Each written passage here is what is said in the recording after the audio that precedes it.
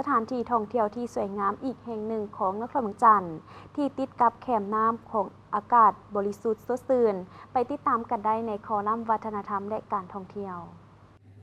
มิลาดารีสอร์ทเป็นสถานที่ท่องเที่ยวที่สวยงามอีกแห่งหนึ่งของนครเมืองจันทร์ซึ่งตั้งอยู่บ้านห้วยหอมเมืองสีโคตทั้งไปเมืองสังทองติดกับแคมป์แม่น้ำคองที่มีวิวทิวทัศน์ธรรมชาติอันงดงามและอากาศเย็นสบายบริสุทธิ์พาให้มีความสุขในเวลามาพักผ่อนท่องเที่ยวอยู่กับแคมป์แม่น้ำคือแบบนี้ดังนั้นหลายครอบครัวจึงพากันมาสัมผัสกับธรรมชาติที่สวยงามบางคนก็มาสังสรรค์กับหมู่เพื่อนเพราะมีอากาศที่ดีหลายสถานที่กว้างขวางพิเศษมีเหือและห้านชมวิว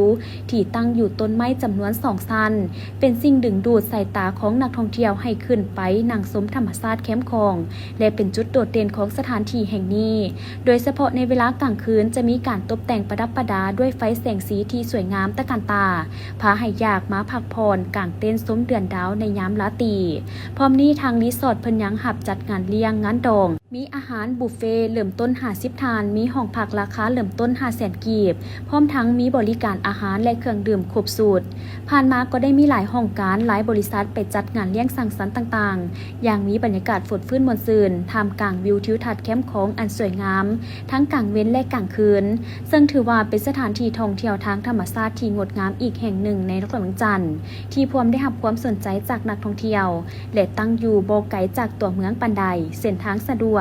ฉะนั้นจึงเฮ็ดให้หลายคนเดินทางมาพักผ่อนในวันพักราชการและมาเที่ยวในวันสำคัญต่างๆในโอกาสส่งท้ายปีเก่าต้อนรับปีใหม่สากล 2026 ที่จะมาถึงนี้ถ้าหากท่านใดมีความสนใจอยากมาท่องเที่ยวก็สามารถพาครอบครัวมาเที่ยวได้เพื่อเข้าดาวหรือฉลองปีใหม่อย่างเบิกบานม่วนซื่นซึ่งมิลาดารีสอร์ทแห่งนี้แม่นตั้งอยู่ที่บ้านห้วยหอมเมืองสีโคตตะบองนครเมืองจันทร์ทางไปเมืองสังทองนี่เอง